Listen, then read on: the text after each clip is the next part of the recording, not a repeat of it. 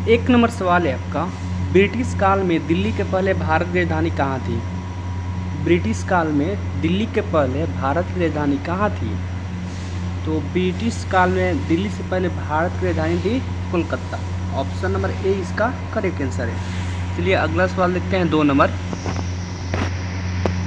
Number सवाल दिया है, निम्न में से कौन फेबियन आंदोलन का प्रस्तावक था? निम्न में से कौन फेबियन आंदोलन का प्रस्तावक था? तो इनमें से जो एनी पेशेंट है वह फेबियन आंदोलन का प्रस्तावक था। ऑप्शन नंबर ए इसका करेक्ट आंसर है। 3 नंबर सवाल है, कौन सी घटना सबसे पहले हुई? यानी इनमें से वो कौन सी घटना है जो इनमें से सबसे पहले हुई थी?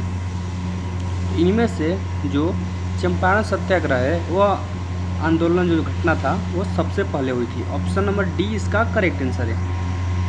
4 नंबर सवाल है आपका, महात्मा गांधी से संबंध निम्नलिखित आश्रमों में कौन सबसे पुराना है? महात्मा गांधी से संबंध निम्नलिखित आश्रमों में कौन सबसे पुराना है? ऑप्शन दिया साबरमती, फिनिक्स, वर्धा, सदाकत। तो इनमें जो सबसे आश्रमों में पुराना जो आश्रम है महात्मा गांधी का वो है फिनिक्स। ऑप्शन नंबर बी इसका करेक्ट आंसर है। 5 नंबर सवाल है, गांधी जी ने अपना पहला सत्याग्रह आरंभ किया। गांधी जी ने अपना पहला सत्याग्रह आरंभ किया। तो गांधी जी ने अपना पहला जो सत्याग्रह था वह मजदूरों को कम वेतन देने जाने के विरुद्ध आरंभ किए थे। ऑप्शन नंबर सी इसका करेक्ट आंसर है।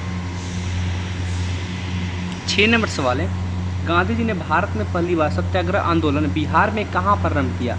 गांधी जी ने भारत में पहली बार सत्याग्रह आंदोलन बिहार में कहाँ पर आरंभ किया? ऑप्शन ए पटना, बी गया, सी Madhubani, D Champaran.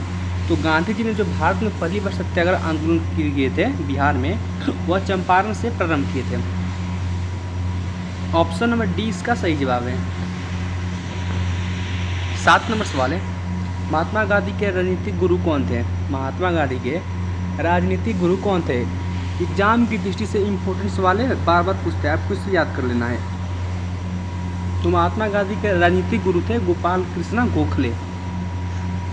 Option number D इसका सही जवाब है।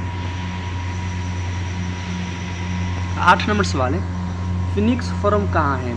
फिनिक्स फॉर्म कहाँ है?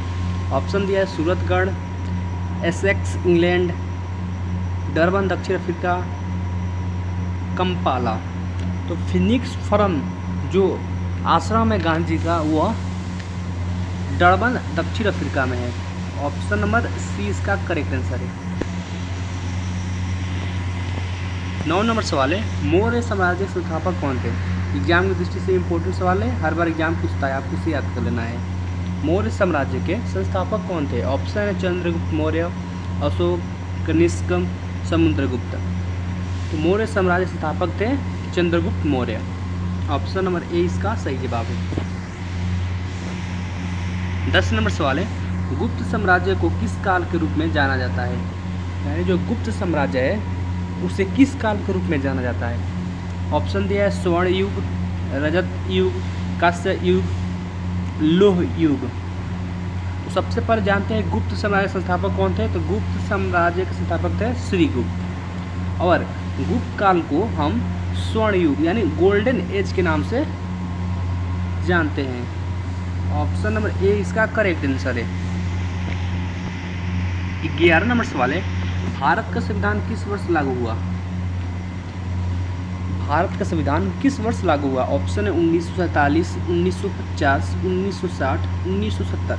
जो भारत का संविधान है वह 26 जनवरी 1950 को लागू हुआ था, इसलिए हर साल 26 जनवरी को गणतंत्र दिवस मनाया जाता है। ऑप्शन नंबर 20 का सही जवाब है। आप लोग ये दोनों याद रखिएगा, एग्जाम में पूछ सकता है, इंपॉर्टेंट क्वेश्चन है एग्जाम की दृष्टि से। 12 नंबर सवाल है, भारत का राष्ट्रीय पंछी कौन सा है? भारत का राष्ट्रीय पंछी कौन सा है? ऑप्शन है मोर, बाज, कबूतर, तोता। तो भारत का राष्ट्रीय पंछी है मोर, पीकॉक। ऑप्शन नंबर ए इसका करेक्ट आंसर है। 13 नंबर सवाल है, भारत का राष्ट्रीय खेल कौन सा है? भारत का राष्ट्रीय खेल कौन सा है? ऑप्शन दिया है क्रिकेट, हॉकी, फुटबॉल, कबड्डी। तो भारत का इनमें से जो राष्ट्रीय खेल है वो है हॉकी। हॉकी भारत का राष्ट्रीय खेल है। ऑप्शन नंबर 20 का सही जवाब है। एग्जाम की दृष्टि से इंपॉर्टेंट क्वेश्चन है, आप लोग इसे याद रखिएगा, एग्जाम में पूछ सकता है। 14 नंबर सवाल है, प्रागैतिहासिक काल के उपकरण एवं हथियार किससे बनाए जाते थे? यानी जो प्रागैतिहासिक काल था उस समय उपकरण एवं हथियार किससे बनाए जाते थे? ऑप्शन दिया है लकड़ी, हड्डी, पत्थर, उपयुक्त सभी।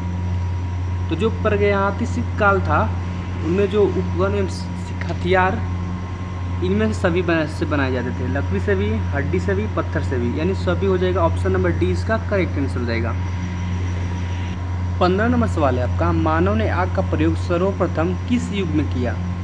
मानव ने आग का प्रयोग सर्वप्रथम किस युग में किया? तो इस सवाल का जवाब आप लोग कमेंट बॉक्स में ज़रूर बताएं।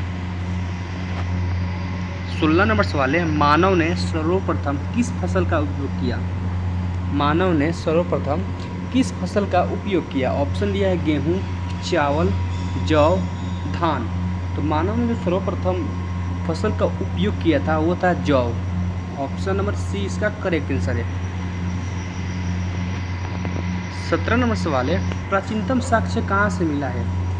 प्राचीनतम साक्ष्य कहाँ से मिला है? ऑप्शन दिया है मेहरगढ़, बेलन, मोहनजोदड़ो, हड़प्पा। तो जो प्राचीनतम साक्ष्य मिला है वह मेहरगढ़ से मिला है। ऑप्शन नंबर ए इसका सही जवाब है। चलिए 18 नंबर सवाल है आपका, सिंधु घाटी सभ्यता किस काल की सभ्यता मानी जाती है? सिंधु घाटी सभ्यता किस काल की सभ्यता मानी जाती है? ऑप्शन दिया है पाषाण काल, मध्य पाषाण काल, नवपाषाण काल, ताम्रपाषाण काल। तो सिंधु घाटी की जो सभ्यता है वह ताम्रपाषाण काल की सभ्यता मानी जाती है। ऑप्शन नंबर डी इसका सही जवाब है। 19 नंबर सवाल है, हड़प्पा की खुदाई सर्वप्रथम कब हुई? हड़प्पा की खुदाई सर्वप्रथम कब हुई? ऑप्शन दिया 1921 ईस्वी, 1922 ईस्वी, 1923 ईस्वी, 1924 ईस्वी। तो हड़प्पा की खुदाई सर्वप्रथम 1921 ईस्वी में हुई थी। ऑप्शन नंबर ए इसका सही जवाब है। चलिए अगला सवाल देखते हैं 20 नंबर। 20 नंबर सवाल दिया है, निम्न में से किस स्थल को मृतकों का टीला के नाम से जाना जाता है? निम्न में से किस स्थल को मृतकों के टीला के नाम से जाना जाता है? ऑप्शन दिया है मोहनजोदड़ो, हड़प्पा, चिन्हुदरो, उज्जैन। तो इनमें से जो मोहनजोदड़ो है इसे मृतकों के टीला के नाम से जाना जाता है। ऑप्शन नंबर ए इसका सही जवाब है। आप लोग कमेंट बॉक्स में बताएं कि 20 सवालों में से कितने सवालों का जवाब सही दे पाए। अगर आप चैनल पे पहली बार आए चैनल को सब्सक्राइब कर ले, वीडियो को लाइक करें और शेयर करें ताकि दूसरे विद्यार्थियों को भी हेल्प हो सके। मिलते हैं एक और नए वीडियो के साथ और एक अच्छे टॉपिक के साथ। तब तक के लिए जय हिंद, वंदे मातरम।